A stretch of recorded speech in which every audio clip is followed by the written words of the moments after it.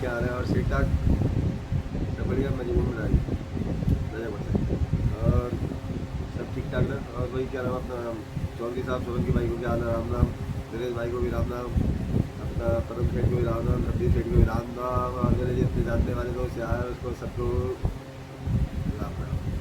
और बताओ जी सब ठीक, मौसम कैसा चल रहा है? देखो यार फर्स्ट क्लास हवा चल रही है हमें तो मेरे खराटा लगा रखा है बिल्कुल फुल स्पीड में चल रहा है मतलब पुल चल रहा बढ़िया, उसकी हवा आ रही है फर्स्ट क्लास। ए सी है नहीं, ए सी दूसरे वाले कमरे में, ऑफिस वाले कमरे में जहाँ पे कूलर चल रहा है। और बताओ जब ठीक है कुछ खास? आज तो यही है, वो क्या था अपना, वो आप उसको जानते होंगे अपने गोविंदा साहब को। गोविंदा जानते हो नहीं जानते हो? हमारे ज़माने का है जी सुपरस्टार मिस्टर गोविंदा।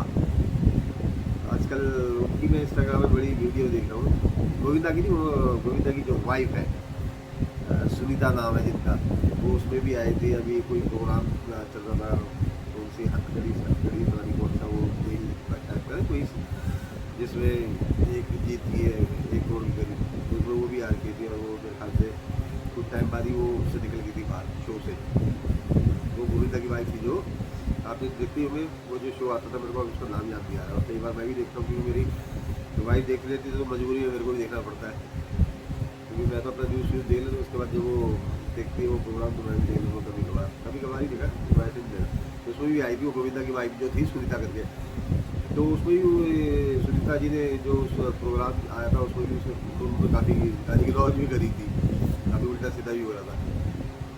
फिर उसके बाद वो अपने आप ही उस प्रोग्राम जैसे बिग बॉस टाइप का था ना, वैसे ही वो भी प्रोग्राम था लॉकअप हाँ लॉकअप 2 या लॉकअप वैसे ही कुछ करके था। तो मैं गोविंदा की वाइफ के बारे में बता रहा था, वो गोविंदा जी के बारे में काफ़ी उल्टा सीधा बोलने में लगी है। गोविंदा जी हमारे टाइम के सुपरस्टार थे भाई, और उनके जो गाने थे, उनके जो डांस थे क्या ज़बरदस्त थे भाई। और उनके साथ एक हीरोइन थी नीलम करके, बड़ी स्मार्ट सुंदर अपने ज़माने की। गोविंदा जी भी स्मार्ट थे, नीलम जी उनके साथ उनकी बड़ी ज़बरदस्त जोड़ी बनती थी, और उनकी फिल्में भी बहुत सारी आती थी तब के ज़माने में गोविंदा जी नीलम के साथ। फिर पता नहीं उनसे शादी क्यों नहीं, तो मेरे ख्याल से उन्हीं से शादी करते थे, कितना बढ़िया अच्छी जोड़ी रखती नीलम की और गोविंदा की। कभी उसमें चेक करके देखना, आप गूगल में चेक करके देखना गोविंदा और वो क्या नाम है नीलम, हमारे ज़माने में मेरे ख्याल से 94 के टाइम में बड़ी अच्छी इनकी जोड़ी थी, बड़े अच्छे इनके डांस थे। और गोविंदा जी की तो बात ही क्या थी, सबसे ज़बरदस्त डांस हुआ करते थे गोविंदा। तो तब के ज़माने में और अब के ज़माने में फ़र्क तो हो ही हो ना, अब तो नए टाइम के हीरो आ गए। उनकी लास्ट पिक्चर उसके साथ थी सलमान खान के साथ, तो उनसे थी पार्टनर पिक्चर सलमान जी के साथ थी, सलमान साहब के साथ। तो देखी होगी पार्टनर, वो मेरे पार्टनर तो जिसमें गोविंदा भी साथ में था। अब थोड़े से मोटे छोटे हो गए, उम्र भी हो गई उनकी काफ़ी। तो उनकी वाइफ जगह जगह उनके बारे में उल्टा सीधा बोल रही है, वो बहुत ही गलत है भाई। हम तो काफ़ी विरोध करते हैं, इस तरह से नहीं बोलना चाहिए, क्योंकि देखो हीरो है वो तो लास्ट टाइम तक जब तक हो सकता है अपना एक्टिंग वगैरह कर सकता है, फिल्म भी कर सकता है, किसी भी चीज़ कर सकता है, उसको 10 लोगों से बाहर जाके मिलना पड़ता है। उसकी वाइफ जो है वो अब यूट्यूब में जो है सुनीता जी बनाती है, लेकिन वो गोविंदा के बारे में काफ़ी उल्टा सीधा बोल रही थी, क्योंकि गोविंदा जी की कोई एक नई मूवी शायद रिलीज़ होने वाली है या हो चुकी है। उसमें वो जिस हीरोइन के साथ जहाँ भी अपना प्रमोशन करने जा रहे होंगे, तो गोविंदा उनकी वाइफ उनको जगह उल्टा सीधा बोली, तो एक रात ऐसा नहीं बोलना चाहिए उनकी वाइफ को। गोविंदा जी इतने स्मार्ट हीरो हैं अपने ज़माने के, और अभी भी कोशिश कर रहे हैं तो अच्छी बात है ना, अगर कोई फिल्म बना रहे हैं तो। क्योंकि जितने इंडस्ट्री वाले जितने उनके साथ के थे, उन्होंने अमिताभ बच्चन के साथ भी लास्ट में मूवी करी थी, और सलमान खान के साथ भी मूवी करी थी, और आज के ज़माने के मेरे ख्याल से कभी के साथ करी थी, बट अपने ज़माने के तो ज़बरदस्त हीरो थे वो गोविंदा जी। तो उनकी वाइफ जगह जगह उनको बारे में उल्टा सीधा बोलने जा रही है। मेरे ख्याल से वो दोनों अलग अलग रहते हैं, उनकी वाइफ है और ये गोविंदा जी, वो अपने उनके क्या नाम अपने घर में रहते हैं, ये अपने घर में रहते हैं, मतलब कोठी बंगलो, वो अपने बंगलों में, ये अपने बंगलों में रहते हैं, दोनों साथ साथ। इसके 2 बच्चे भी, एक लड़का एक लड़की भी है, लड़का भी बड़ा है और लड़की बड़ी है। वो मेरे ख्याल से फील्ड इंडस्ट्री से शायद नहीं है। तो उनकी वाइफ को मैं ये कह रहा हूँ ऐसा नहीं बोलना चाहिए। मैं इंस्टाग्राम में देखता हूँ काफ़ी उल्टा सीधा बोलती रहती है गोविंदा के बारे में, गोविंदा भी जा रहे बड़े तमीज़ से बड़े प्यार से बोलते हैं, इनकी सुविधा थी ऐसे ना बोले, ये गलत बात है। और बड़े प्यार से कह रहे थे, मतलब जैसे मीडिया वाले बोलते थे कि भाई आपकी वाइफ ऐसा ऐसा बोली, तो बड़े प्यार से बोलते थे कि उनको ऐसा नहीं बोलना चाहिए, एक लिमिट होनी चाहिए, उस लिमिट को क्रॉस नहीं करना चाहिए। तो सही बोला उन्होंने गोविंदा जी ने। वो उनकी वाइफ पता नहीं क्या क्या बोलती रहती, उसके लिए देखिए वो किसी से दूसरे से आता है, उनकी लाइफ है, जैसे मर्जी फिल्म लाइन है उनकी, फिल्म लाइन में जहाँ मर्जी जाए फिल्म इंडस्ट्री में तो 10 जगहों से मिलना पड़ता है, चाहे वो अपनी उम्र से कम हो चाहे ज़्यादा हो, उससे क्या फर्क पड़ता है। वो तो फिल्म की शूटिंग कर रहे हैं, कोई सही में थोड़ा घूम भाग रहे हैं। कहीं उनको क्या नाम है, गलत उनकी बाइक बोल रही है जो उनको ऐसा नहीं बोलना चाहिए, है ना? सही कह रहे हो? चलो ठीक है। और जी नेक्स्ट वो है अपना, जो मैंने आपको बताया था क्या नाम अपना, ईरान और अमेरिका का जो चल रहा, अभी फिलहाल तो शांत पड़ा हुआ है मामला।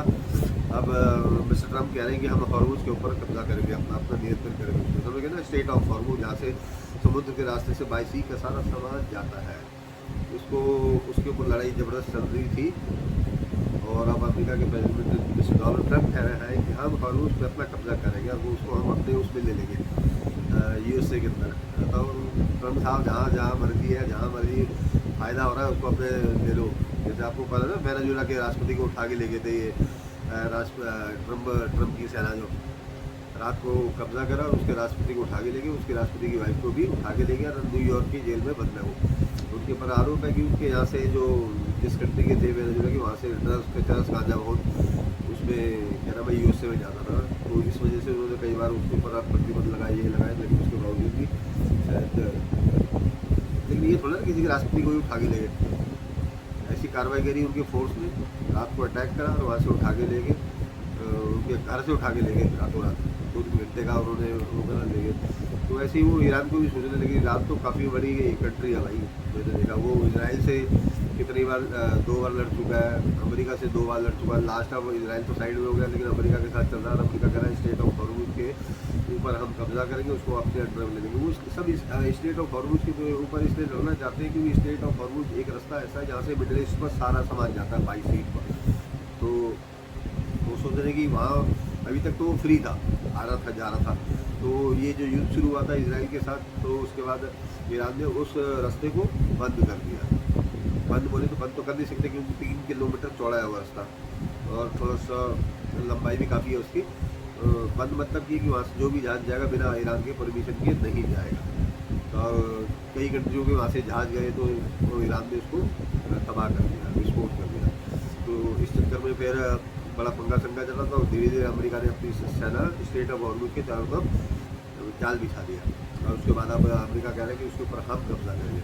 तो मेन कहने का मतलब है कि वहाँ से जितने भी जहाज जाएंगे उससे वो लेंगे, टैक्स लेंगे, उससे लाखों करोड़ों की कमाई होगी। तो अब अमेरिका की नज़र उसके ऊपर है स्टेट ऑफ हॉर्मुज का और उसके ऊपर कब्जा करना चाहते हैं। देखते क्या होता है। ईरान कह रहा है ऐसा कर नहीं सकते आप कब्जा, हम देखेंगे कैसा करेंगे। ओमान भी कह रहा है कि नहीं, ओमान अमेरिका कह रहा है मिस्टर ट्रम्प अगर ओमान बीच में आया तो उसके ऊपर भी दम गिराएगा। कमाल हो जी ट्रम्प साहब, तुम ग्रेट हो।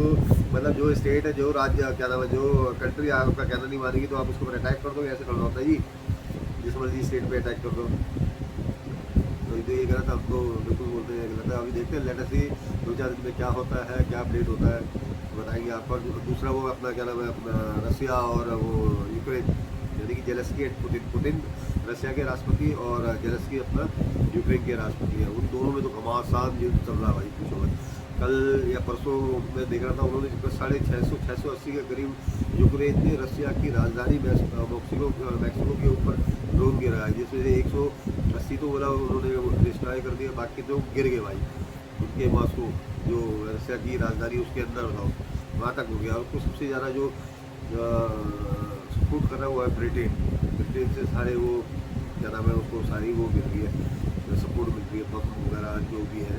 तो जेलेंस्की तो बस के ही नहीं है, वो 4 साल तक अभी तक रसिया के साथ युद्ध लड़ रहा था। वो तो ये नेटो कंट्री और उसको सपोर्ट कर रही है, तो ये अभी तक मिस्टर जेलेंस्की टिके हुए हैं, जो यूक्रेन के राष्ट्रपति हैं। तो इतना ज़बरदस्त अटैक करा, दिखा रहे थे कि भाई वहाँ का जो मार्केट है, वहाँ की जो शॉप है, वहाँ की जो दुकान है, वहाँ की जो रिफाइनरी है, और कितने टाइम से रिफाइनरी पे ही अटैक करने में लगे पड़े। और जिसकी वजह से वहाँ रशिया में तेल की दिक्कतें होगी। वहाँ तेल जो उनका था वो पहले वो 40% था, अभी 30% था, अब पता ही 25% वहाँ पे तेल बच रहा है रशिया में, जबकि सबसे ज़्यादा रसिया ही है जो तेल देता है सबसे ज़्यादा। उसके बाद रिफाइनरी है ज़बरदस्त एक से, और बहुत सारा तेल उत्पादन करता है। हम भी, भारत भी उससे ही तेल लेता था, अभी तक भी शायद लेता हूँ अपना, लेकिन अरब कंट्रियों से हम ज़्यादा लेते हैं, रसिया से इतना ज़्यादा नहीं लेते। तो मैं देख रहा था वो उसने 680 ड्रोन के करीब अब तक का बोला 2 साल का सबसे बड़ा अटैक करा अपना यूक्रेन ने रसिया के ऊपर। और बदले में फिर रसिया ने भी उसके ऊपर बैलिस्टिक मिसाइल से अटैक करा यूक्रेन के ऊपर। बैलिस्टिक मिसाइल उसकी तो बड़ी बड़ी बड़ी बैलिस्टिक मिसाइल, ये तो ड्रोन से करता है अटैक, क्या नाम अपना यूक्रेन वाला ड्रोन जाते हो छोटे जो ड्रोन होते हैं जिसमें 2 किलो, सॉरी 200 किलो, 300 किलो या 500 400 किलो मेरे ख्याल से इतना सब ले जाते होंगे मेरे ख्याल से, और वहाँ जाके गिरा देते हैं। और इतनी लंबी लगा लो यूक्रेन से वहाँ तक अपना रूस की राजधानी है। वैसे तो यूक्रेन का रसिया का बॉर्डर बिल्कुल ऐसा है टच में, जैसे हमारा भारत क्या नाम है, भारत पाकिस्तान का या भारत अफगानिस्तान का या भारत नेपाल का, ऐसी सीमा उससे है। तो रसिया के अंदर भी उसने ज़बरदस्त अटैक कर दिया यूक्रेन को। बदले में फिर उसने रसिया ने भी उसके ऊपर अटैक करा, लेकिन दिखाते कि धीरे धीरे रसिया की भी थोड़ी हालत पत्ती होती जा रही भाई, और उसको तो अब वो सपोर्ट कर रहा है क्या नाम है उसको जुम है, क्या नाम है वो सपोर्ट कर रहा है, उसको हथियार दे रहा है रसिया वाले भी, क्योंकि उसके बाद भी हथियार खत्म हो रहे रसिया वाले भी। लेकिन दोनों को मान लेना चाहिए भाई, ये तो कब तक करोगे, कितना लंबा खींचोगे, कितने लोग मारे जा रहे हैं, कितने बंदे मारे जा रहे हैं, कितनों की दुकानें उड़ गई, घर उड़ गए, फैक्ट्रियाँ उड़ गई, फलाना उड़ गया, फिर भी दोनों के दोनों मानने को तैयार नहीं हो रहे हैं। जेलेंस्की तो फिर भी तैयार है बातचीत करने के लिए, लेकिन मिस्टर पुतिन जी मान नहीं रहे। आपको तो रसिया सुपर पावर है, रसिया अमेरिका चाइना ये तीनों सुपर पावर है, तो रसिया मानने को तैयार नहीं हो रहा। कह रहा we don't want to talk to mister Zelensky, वो जेलेंस्की से डायरेक्ट बात करना नहीं चाहते। वो कह रहे हैं कि हम अमेरिका के थ्रू, जैसे एक बार अमेरिका ने बीच में कोशिश करी थी, अपनी रसिया के जो राष्ट्रपति है पुतिन वहाँ भी गए थे अपना अमेरिका में बातचीत करने के लिए, और उन्होंने कंडीशन लगाई थी भाई ये शर्तें अगर जेलेंस्की मानेगा तो मैं युद्ध विराम कर दूँगा, जिसमें वो यही कह रहे हैं कि भाई मैंने अभी तक जो यूक्रेन में अटैक करा है और जो जो स्टेट उसके धीरे धीरे अपने कब्जे में लेता जा रहा हूँ, वो मेरी कंट्री को दे दो तो मैं युद्ध विराम कर देता हूँ। और मिस्टर जेलेंस्की वो कह रहे हैं क्यों, कोई हमारे क्या नाम है कंट्री में अटैक करेगा और हम उसको आने दें, और जो भी जैसे सपोज करो जैसे अपना इंडिया है बॉम्बे के ऊपर अटैक कर दिया या कलकत्ता के ऊपर अटैक कर दिया या फिर हरियाणा के ऊपर अटैक कर दिया, किसी भी राज्य में अटैक करके अपने कब्जे में ले लिया, तो बोला उसको मैं नहीं छोड़ूंगा। यूक्रेन की जो कई जो है डॉन बास्को और पता नहीं कौन कौन सी जगह ऐसी काफ़ी है जहाँ पे उसकी सेना कम से कम 4-5 स्टेट में कब्जा कर चुकी है। तो कह रहे कि ये अब अगर बातचीत करना चाहते हो ये हमें दे दो, आप बातचीत करने को तैयार है, युद्ध विराम कर दो तैयार है। और वो जो मिस्टर जेलेंस्की वो मानते रहे, वो कह रहे हम एक इतनी सी भी ज़मीन नहीं देंगे उसको रसिया वाले को। तो यही बात का चल रहा है, दोनों लड़ने भिड़ने में लगे पड़े ना, पता नहीं कितने दोनों साइड के बंदे, कई सैनिक उनके मारे गए भाई, कई सैनिक मारे गए, कई गया, कई बिल्डिंग है, कई कंपनियाँ, कई रिफाइनरी सब इसकी तो सबसे ज़्यादा रिफाइनरी क्या नाम है रसिया की जा रही है, जहाँ वो तेल निकालते हैं, सबसे ज़्यादा तेल बनाते हैं, ऑयल बनाते हैं, तो सबसे ज़्यादा तो वो रसिया का नुकसान हो रहा है। जेलेंस्की का तो पता नहीं कितना ही नुकसान हो गया होगा, मेरे ख्याल से आधे से ज़्यादा तो उसके जो है सब बर्बाद हो गया। वो भी हार नहीं मान रहा, वो इसलिए हार नहीं मान रहा कि इसको यूक्रेन को ये जो अपना ब्रिटेन फ्रांस जर्मनी ये कंट्री इसको वो कर रही है, सपोर्ट कर रही है, हथियार दे रही है, तो भाई तुम लड़ो हम तुम्हारे साथ हैं, और रसिया अकेला लड़ने में लगा पड़ा है। गलती देखो सबसे पहले तो मैं रसिया की ये मानता हूँ, रसिया को क्या हक बनता है भी किसी भी राज्य को ऊपर अटैक करना, और वो अटैक इसलिए करना चाहते थे क्योंकि वो अपना वो कह रहे थे कि वो नाटो में शामिल ना हो। कौन? जेलेंस्की जो यूक्रेन का राष्ट्रपति है, वो अपना नेटो कंट्री में शामिल होना चाहता था, जिसका वो रसिया वाला विरोध कर रहा था कि नहीं भाई उस कंट्री में तुमने उनके साथ नहीं जाना, नेटो में मिक्स नहीं होना। अगर नेटो में मिक्स हो जाएगी तो 16-17 कंट्री में ये भी मिक्स हो जाता यूक्रेन वाला। उसके बाद फिर होता कि अगर यूक्रेन के ऊपर कोई भी अटैक करता 16 कंट्रियाँ एक साथ उसके ऊपर अटैक करती, तो वो रसिया नहीं चाहता था कि ये यूक्रेन नेटो के साथ चले जाए, नेटो देशों के साथ। नेटो देश 16 देशों का समूह है जिसमें अमेरिका भी शामिल है। अमेरिका, फ्रांस, लंदन वगैरह, ब्रिटेन, ब्रिटेन ये सब नेटो के पश्चिमी देश हैं। तो रसिया नहीं चाहता था कि ये जो मेरे बॉर्डर के साथ ये कंट्री है क्या नाम है अपना यूक्रेन, वो उसमें शामिल है। तो इसी चक्कर में उसने उसके ऊपर अटैक करा, करते करते आज 4 साल हो गए, तो पता नहीं कितने जवान उसके भी कंट्री के भी मार दिए और जेलेंस्की ने भी उसके मार दिया। तो जेलेंस्की मान जाए भैया कि भाई हाँ वो सुपर पावर है, मैं नहीं लड़ सकता उससे, मेरे इतने बंदे मार रहे हैं, मेरे इतनी जगह जा रही है, तो वो हार मानता ना, वो हार मानता था, वो हार मानता। इतने सारे दोनों के जवान मारे जा रहे हैं और आम लोग, आम जनता, आम पता नहीं कितने लोग मारे गए भाई, पता नहीं कब ये समाप्त होगा। जिस दिन समाप्त होगा जी मैं बजरंगबली में प्रसाद मार दूँगा, हाँ, तो मैं भी नहीं हम भी नहीं चाहते भैया इतनी जो जनसंख्या दो साइड की बढ़ रही है, कितना बर्बाद हो रहा है, तो नहीं होना चाहिए। चलो और बताओ जी, बाकी सब ठीक? और तो कुछ खास नहीं है बाकी। वो क्या नाम है अपना, वो आंदोलन खत्म हो गया था, वो खत्म क्या मतलब वो झारखंड का जो था आंदोलन खत्म नहीं हुआ, मतलब उसकी गवर्नमेंट ने ऐलान कर दिया कि हाँ भाई हम सारी बातें जो छात्रों की जो भी डिमांड थी, जो वहाँ के सूबे शुरू ने मुख्यमंत्री वो मानने को तैयार हो गए और उन्होंने सारी उनकी बात मान ली है। उसके बाद भी वो उस बात पे अड़े हुए हैं कि सीबीआई से जांच कराई जाए। अब बारह में जाए ना सीबीआई से जांच, तुमने जो मांगे बोली थी वो सारी मान ली वहाँ के मुख्यमंत्री शिबू सोरेन ने, और बोल दिया ठीक है भाई, उनकी ये डिमांड थी कि भाई जितने भी अभी तक पेपर हुए हैं सबको कैंसिल कर दिया जाए, क्योंकि उनका कहना था कि सब में घोटाले में, सब में पैसा दे दे के सीटें जो हुआ है कि भाई जैसे होती नहीं कि भाई सीटें खाली हुई, पेपर दे दी हमने, आधे से ज़्यादा सीटें किसी और को भेज दी, ये कर दी वो कर दी, तो उसी को लेके वो आंदोलन में थे कि ये सारी परीक्षाएं जितनी भी हुई है जिसमें AT CT BT CT पता नहीं कौन सी CG हुई थी, सबकी परीक्षाएं रद्द कर दी जाए, जो वहाँ की गवर्नमेंट ने ऐलान कर दिया मुख्यमंत्री ने कि हाँ भाई ठीक है हम सारी कैंसिल कर रहे हैं। लेकिन आज मैं न्यूज़ में देख रहा था कि कैंसिल करने के बाद एक जो दूसरे हैं लोग जिनको नौकरी मिल चुकी है, जिनकी नौकरी 1-2 साल से चल रही है, वो कह रहे हैं अगर कैंसिल कर दोगे तो हमारी नौकरी चली जाएगी, वो कह रहे हैं ऐसा करोगे तो हम आंदोलन में बैठ जाएंगे, ये तो गड़बड़ होगी ना। उनकी बात मानो तो अब जिनको नौकरियाँ मिल चुकी है अब वो कह रहे हैं कि भाई हमारी नौकरी चल जाएगी, अगर कैंसिल कर दोगे तो जो पास होकर नौकरी लग चुकी है, गवर्नमेंट नौकरी लग चुकी है, उनकी नौकरियाँ चली जाएगी। वो कह रहे हैं फिर हम आंदोलन करेंगे।